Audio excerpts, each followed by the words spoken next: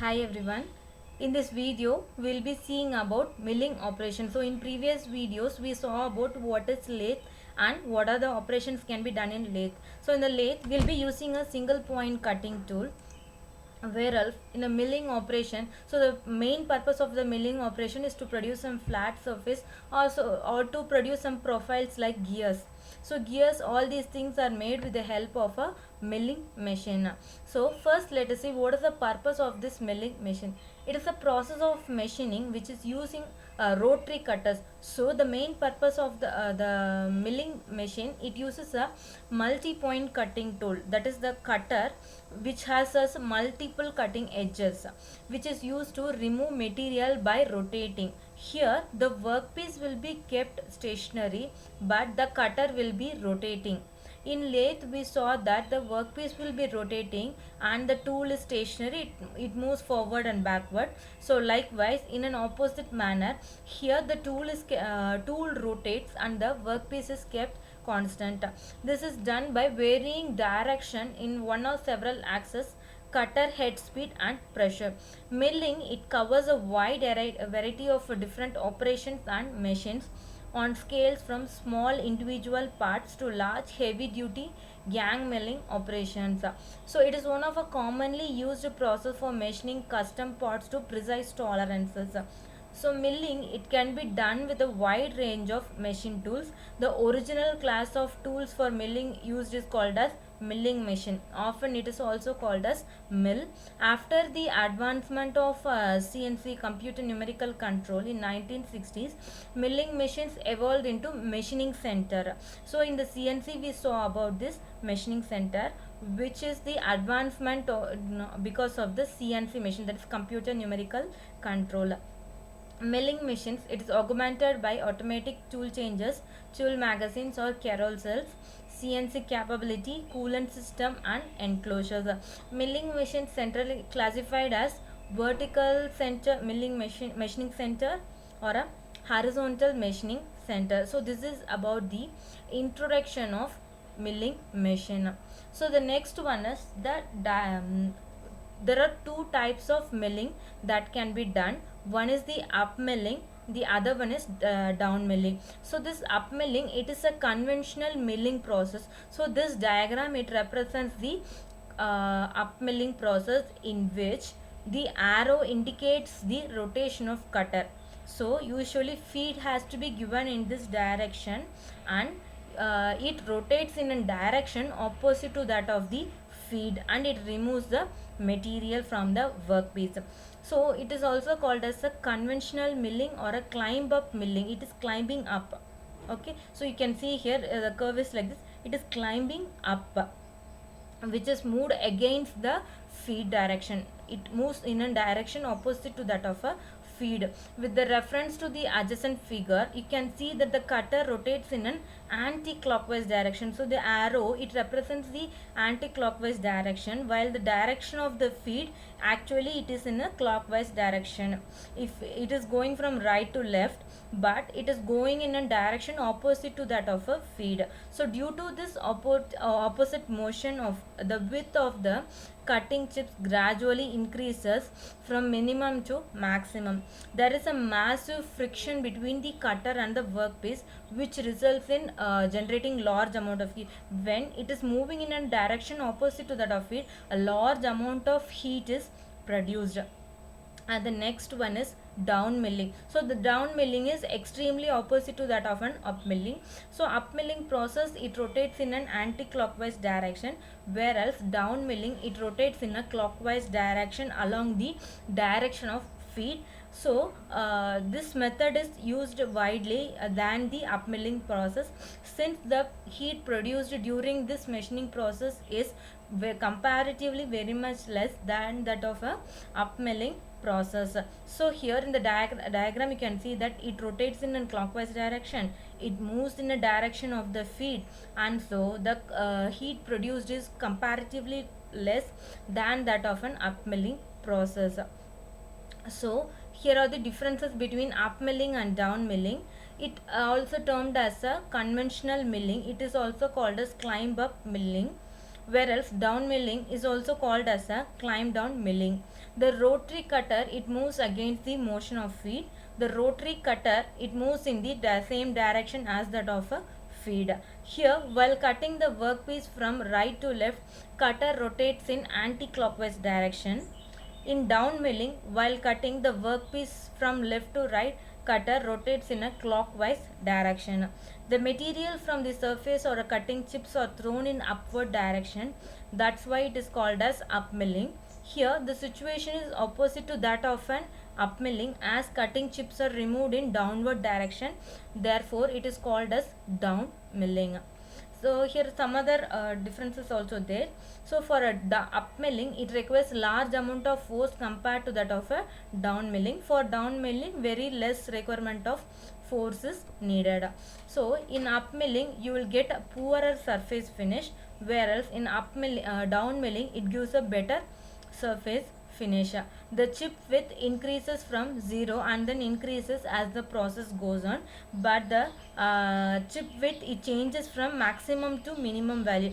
Here it grows from minimum to maximum, there it is from maximum to minimum. The up milling is used for rough cutting operations, whereas down milling is used for finishing operation to get a better surface finish. So the tool wear rate, the tool wear rate is more than the direction of rotary cutter against the feed. Tool wear rate is less as the direction is same direction as that of a feed. So tool wear is nothing but the tool, the sharpness of the tool reduces and the failure of the tool. So all these things are the tool wear. So when we are moving in a direction, when moving in an anti-clockwise direction than that of a feed, there will be a lot of material removed, lot of heat reproduced, so automatically the tool fails easily. Here the in down milling process, it rotates in the direction of the feed, so the operation, it goes in a very smooth manner and there is no much heat produced, so the life of the tool is prevented and so the cost is also reduced. It is a famous traditional way of cutting surface. Nowadays, down milling is a better choice than up milling. The cutting forces acts upward. Here the cutting forces acts downward. It is mostly used in cutting of brass, bronze and ferrous materials. It is mostly applicable to aluminium and aluminium alloys. So these are the differences between up milling and down milling. So the next is a horizontal milling machine. So this is a front view and a side view of the machine. So here there are a lot of components starting from a base. So base is the most essential component for any machine because it supports the entire system. So there is a column along which there is an overarm. Overarm is attached, there is an arbor attached with the overarm. So in the arbor, the cutting tool is placed and here you can see a machine vise which is kept in a T-way slots, and there are some handle to reduce the length or increase the length, and the workpiece is placed in the vise. So the height of the workpiece is adjusted according to the cutting tool placed, and once it is fixed, the cutting tool starts rotating. So it has sharp edges like this. When the the work table is placed near the cutting tool, the cutting tool starts rotating once the machine is switched on, and it removes the material. So it may be of a up milling type or a down milling type. So likewise the material is removed from the workpiece. Next is about the components of a milling machine. So these are the major components of a milling machine: base, column, knee, saddle, table, overarm, spindle or arbor supports, ram and a milling head. So let us see one by one about the components of a milling machine. First, it starts with the base. So base is a part upon which the whole machine parts are being mounted. It is a type of a foundation for that machine. So every machine, it should have a base which is attached with the ground. so that the machine does not move during the machining process.